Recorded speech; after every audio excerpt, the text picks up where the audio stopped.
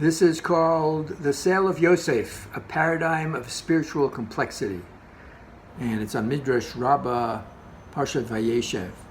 Who can believe that the brothers of Yoseph actually sold him into slavery? I mean, that was the better scenario of what they actually wanted to do. And, you know, the brothers of Yoseph, they're the bedrock of the Jewish people. So how do we understand this? And what I'd like to do is examine this from many different perspectives and see if there's actually some mitigating circumstances, not circumstances that excuse the crime, but mitigating circumstances. The first one being that this was all part of Jewish destiny. As we know, the famous Bris Ben Abasarim, the agreement that God made with Avraham Avinu, called the covenant between the pieces, the Bris Ben Abasarim.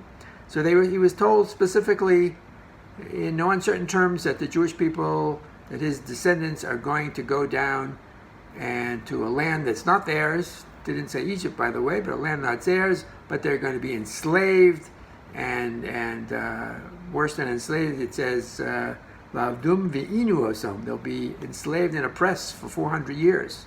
So one could say, hey, this was God's plan to get the Jewish people down into Egypt. So this is how it all happened. Can't really blame them. Can't blame the brothers. This was part of Jewish destiny.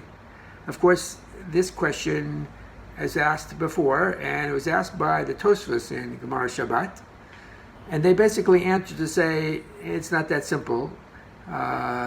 The amount of oppression and slavery sort of had some leeway in it, and it was made worse by the terrible sin of the brothers of Yosef. In other words, it didn't have to be as bad as it was, so it doesn't excuse them.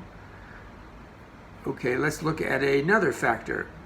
So the Midrash says that Yosef was directly to blame, and his being a servant in Egypt, being a slave, was a direct punishment, mida keneged mida, exact punishment to fit the crime for something that he himself did. What did he do? Well, we know in the Torah it says, Vayeve Yosef et dibatam ra'el avihem, that Yosef used to tattletale and bring false accusations against the brothers to their father Yaakov, and one of them was on the way that the sons of Leah treated the sons of the shefachot, the maidservants. It says, V'zalzelam heim b'bnei shefachot, that they were demeaning to the sons of the maidservants and treated them and called them and treated them like servants, like slaves. So the Midrash says that it's a direct punishment because Yosef brought this false charge that the brothers were sort of enslaving or treating their own brothers like slaves. So Yosef was taught a lesson. Okay, you want to know what it really means to be a slave? You made up something false and you told your father, you're going to now experience what it means to be a slave. So here you have a direct punishment. Again, does this get the brothers off the hook for selling him because the punishment was something that was going to happen, was destined to happen?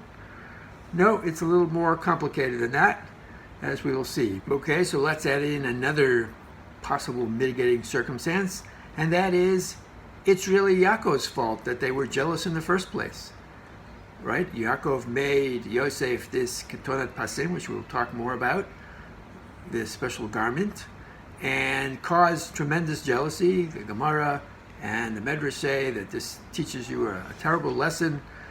All parents should know never to show favoritism, because look what happened in this case. The Midrash also tells us that Yaakov was very impressed with Yosef's intellect. He taught him all the Torah that he learned from Yeshiva Shem Va'ever. The Midrash also seems to imply that Yaakov looked at Yosef as sort of an extension of himself. The Midrash lists no less than 24 similarities between Yaakov and Yosef. Of course, some of these didn't play out yet, but they were both born, according to the Midrash, with not needing a bris milah. They both were born, with one other brother. They were both hated by their brothers, and the last one, maybe the most important, is they were both ultimately rose to greatness because of a dream. And Now this dream, of course, brought even more hatred and jealousy. As you remember, when it says right in the Chumash that they hated him even more when he told them the dream. And perhaps what made the brothers even more unnerved is the fact that although Yaakov started out criticizing Yosef after he heard the dream, he said, "What, my wife and I are going to bow down to you?" I mean, Yosef's mother had already passed away. Rachel had passed away. So, but then there was a very strange reaction. As recorded in the Torah, it says, "Va'aviv shamar et hadavar." So the Mefarshim say that it's true that at first he criticized Yosef for his dream, and perhaps the brothers were consoled by that, but then he was silent. And actually the Midrash goes on to say that there was Ruach HaKodesh, that Yaakov actually knew by Ruach HaKodesh to back off, because this was not an ordinary dream, and this is exactly what was going to happen. He was indeed going to rule over them. So Shamar et Hadavar, that he sort of watched how this would play out, means he knew it was going to happen, he just didn't know when and where. Okay, so let's add another layer of complexity, and that is that because of all the jealousy, the brothers actually saw it as a mitzvah to first kill, at least as a concession to Ruvain, to sell their brother Yosef. How so? They actually felt that they were being marginalized by Yosef. In other words, when he brought these false reports, he was trying to continue a certain process that started in the Chumash, where you had, of course, Avram had two children, Yitzchak and Yishmael, and Yitzchak was chosen and Yishmael was set aside. And then Yitzchak had two children, Yaakov and Esav. Esav was set aside, and the continuation and the destiny of the Jewish people would continue through Yaakov. So the brothers saw this process as something that Yosef was trying to continue by his bringing false reports, and so that was something that they felt that they were being cut out, marginalized. In fact, you had Mefarshim like the Or Chaim and the Malbim talking about this. The Sforno goes so far as to say that they saw him as a rodef. In other words, the law of the rodef is one: if someone is running after someone else to kill him, you can kill that person who's running after him to kill him, because he's about to kill someone else. You can save the life of the person being pursued. So they thought they were being pursued. They were supposed to be part of the Jewish people. They were supposed to be the leaders of the tribes. And through Yosef's actions, he was, obliterating them from Jewish destiny. And they were being, and this elimination was like a rodef situation. And so they had to take action. So another factor is, I talked before about the Ketonat Pasim, this special garment that Yaakov made for Yosef. So the Mefarshim take this also in two interesting directions. One is that it was, again, perceived not just as a jealousy because it showed favoritism, but it was actually perceived, according to Eshet Nechalim, as a garment of royalty, as if he was sort of coronating Yosef. And again, they perceived that as excluding them. And another commentator saw that as a sign of priesthood. Again, something that they thought maybe should go to Ruvain, because it originally was supposed to go to Ruvain. But again, they saw themselves as being marginalized.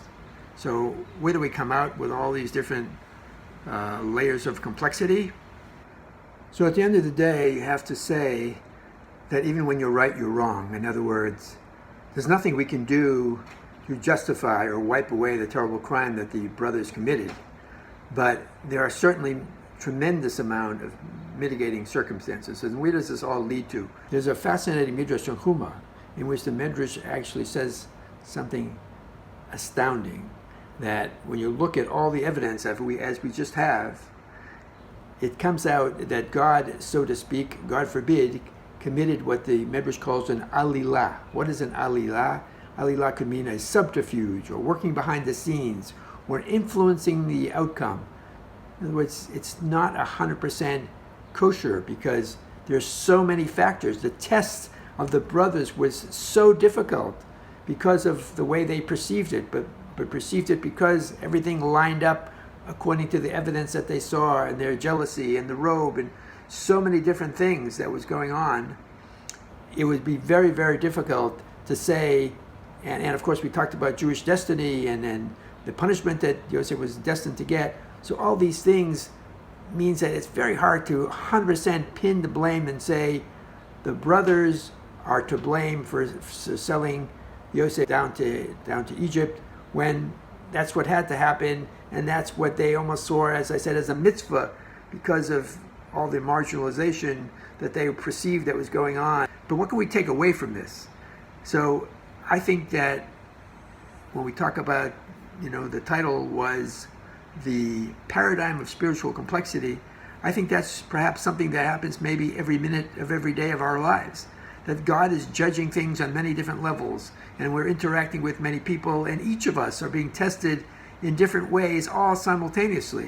Everybody given a chance to learn, either if they failed, to learn from that and grow from that, or if they succeeded their test, then they are ennobled, grow from that. But this is the complexity of everyday life, and God is ultimately nudging Jewish destiny forward. So Aliyah sort of represents a limitation in our understanding of our everyday life and how God runs the world. And so that's what you have to take away. You have to understand it's sort of like a peek behind the curtain of the moral complexity of our everyday lives. Only God can sort out so many dimensions of our perceptions and misperceptions, and do so simultaneously, both for us and all the people we interact. And again, that perhaps is a glimpse of how God runs the world. Have a great Shabbos.